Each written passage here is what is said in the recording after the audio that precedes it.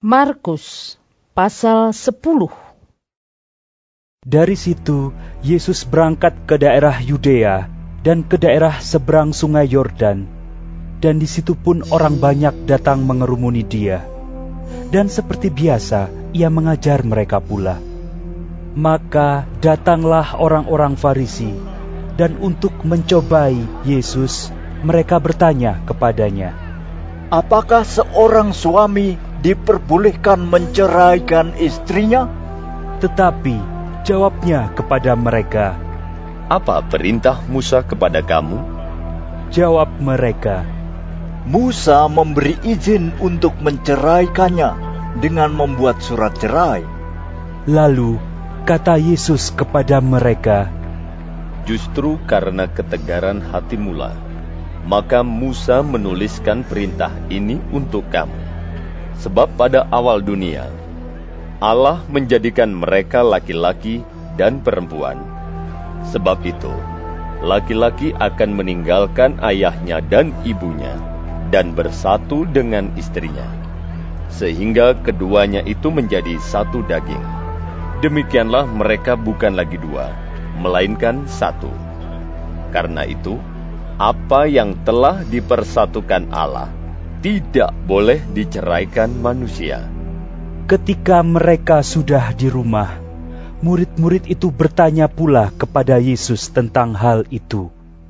Lalu katanya kepada mereka, "Barang siapa menceraikan istrinya, lalu kawin dengan perempuan lain, ia hidup dalam perzinahan terhadap istrinya itu. Dan jika si istri menceraikan suaminya dan kawin dengan laki-laki lain, ia berbuat zina." Lalu orang membawa anak-anak kecil kepada Yesus, supaya ia menjamah mereka. Akan tetapi murid-muridnya memarahi orang-orang itu. Ketika Yesus melihat hal itu, ia marah dan berkata kepada mereka, "Biarkan anak-anak itu datang kepadaku. Jangan menghalang-halangi mereka. Sebab orang-orang yang seperti itulah yang empunya kerajaan Allah. Aku berkata kepadamu, sesungguhnya, barang siapa tidak menyambut kerajaan Allah seperti seorang anak kecil, ia tidak akan masuk ke dalamnya." Lalu ia memeluk anak-anak itu, dan sambil meletakkan tangannya atas mereka, ia memberkati mereka. Pada waktu Yesus berangkat untuk meneruskan perjalanannya, datanglah seorang berlari-lari mendapatkan dia, dan sambil bertelut di hadapannya, ia bertanya, "Guru yang baik, apa yang harus kuperbuat untuk memperoleh hidup yang kekal?" Jawab Yesus, "Mengapa kau katakan aku baik? Tak seorang pun yang baik selain daripada Allah saja.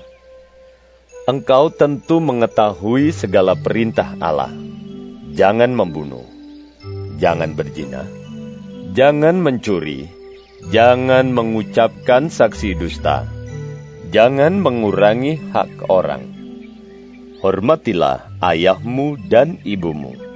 Lalu kata orang itu kepadanya, "Guru, semuanya itu telah kuturuti sejak masa mudaku." Tetapi Yesus memandang dia dan menaruh kasih kepadanya, lalu berkata kepadanya, "Hanya satu lagi kekuranganmu. Pergilah, jualah apa yang kau miliki, dan berikanlah itu kepada orang-orang miskin, maka engkau akan beroleh harta di sorga. Kemudian, datanglah kemari dan ikutlah aku." Mendengar perkataan itu, ia menjadi kecewa, lalu pergi dengan sedih, sebab banyak hartanya. Lalu Yesus memandang murid-muridnya di sekelilingnya, dan berkata kepada mereka, "Alangkah sukarnya orang yang beruang masuk ke dalam kerajaan Allah." Murid-muridnya tercengang mendengar perkataannya itu. Tetapi Yesus menyambung lagi, "Anak-anakku, alangkah sukarnya masuk ke dalam kerajaan Allah. Lebih mudah seekor unta melewati lobang jarum daripada seorang kaya masuk ke dalam kerajaan Allah." Mereka makin gempar dan berkata seorang kepada yang lain, Jika demikian, siapakah yang dapat diselamatkan? Yesus memandang mereka dan berkata, Bagi manusia, hal itu tidak mungkin, tetapi bukan demikian bagi Allah. Sebab segala sesuatu adalah mungkin bagi Allah. Berkatalah Petrus kepada Yesus, Kami ini telah meninggalkan segala sesuatu dan mengikut Engkau.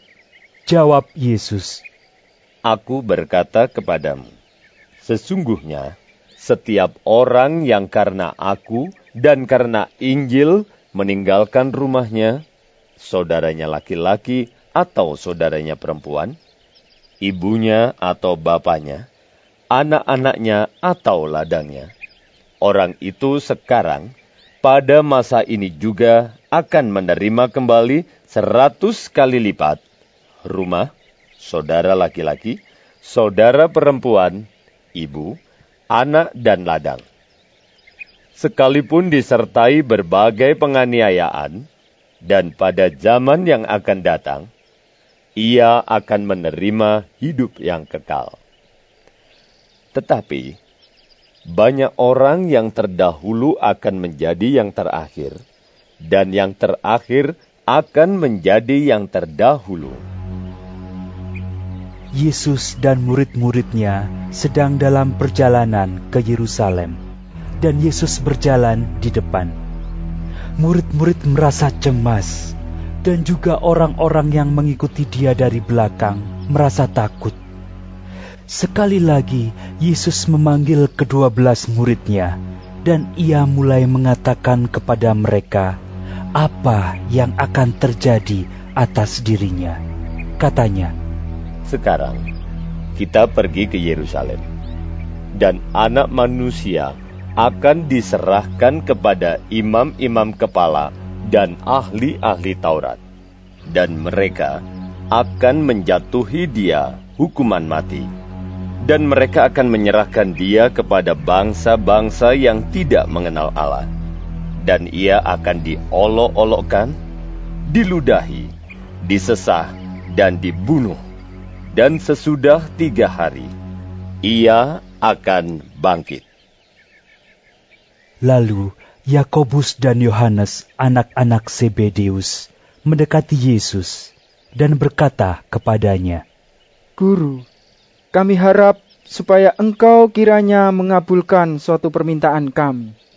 Jawabnya kepada mereka, Apa yang kamu kehendaki aku perbuat bagimu? lalu kata mereka, Perkenankanlah kami duduk dalam kemuliaan-Mu kelak, yang seorang lagi di sebelah kanan-Mu, dan yang seorang di sebelah kiri-Mu.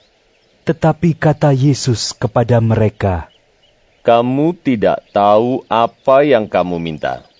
Dapatkah kamu meminum cawan yang harus kuminum, dan dibaptis dengan baptisan yang harus kuterima? Jawab mereka. Kami dapat. Yesus berkata kepada mereka, Memang, kamu akan meminum cawan yang harus kuminum, dan akan dibaptis dengan baptisan yang harus kuterima. Tetapi, hal duduk di sebelah kananku atau di sebelah kiriku, aku tidak berhak memberikannya. Itu akan diberikan kepada orang-orang bagi siapa itu telah disediakan. Mendengar itu, ke-10 murid yang lain menjadi marah kepada Yakobus dan Yohanes. Tetapi Yesus memanggil mereka lalu berkata, Kamu tahu bahwa mereka yang disebut pemerintah bangsa-bangsa memerintah rakyatnya dengan tangan besi, dan pembesar-pembesarnya menjalankan kuasanya dengan keras atas mereka. Tidaklah demikian di antara kamu.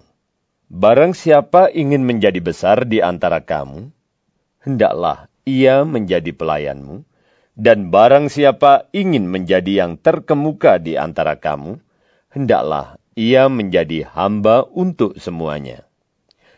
Karena Anak Manusia juga datang bukan untuk dilayani, melainkan untuk melayani, dan untuk memberikan nyawanya menjadi tebusan bagi banyak orang. Lalu tibalah Yesus dan murid-muridnya di Yeriko. Dan ketika Yesus keluar dari Yeriko, bersama-sama dengan murid-muridnya dan orang banyak yang berbondong-bondong, ada seorang pengemis yang buta, bernama Bartimeus, anak Timeus, duduk di pinggir jalan. Ketika didengarnya bahwa itu adalah Yesus orang Nazaret, mulailah ia berseru, Yesus, anak Daud, kasihanilah aku. Banyak orang menegurnya supaya ia diam, namun semakin keras ia berseru, Anak Daud, kasihanilah aku. Lalu Yesus berhenti dan berkata, Panggillah dia. Mereka memanggil orang buta itu dan berkata kepadanya, Kuatkan hatimu, berdirilah, ia memanggil engkau. Lalu ia menanggalkan jubahnya. Ia segera berdiri dan pergi mendapatkan Yesus. Tanya Yesus kepadanya, Apa yang kau kehendaki supaya aku perbuat bagimu?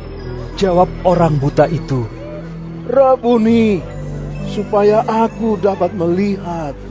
Lalu kata Yesus kepadanya, Pergilah, imanmu telah menyelamatkan engkau.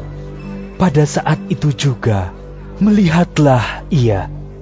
Lalu ia mengikuti Yesus dalam perjalanannya.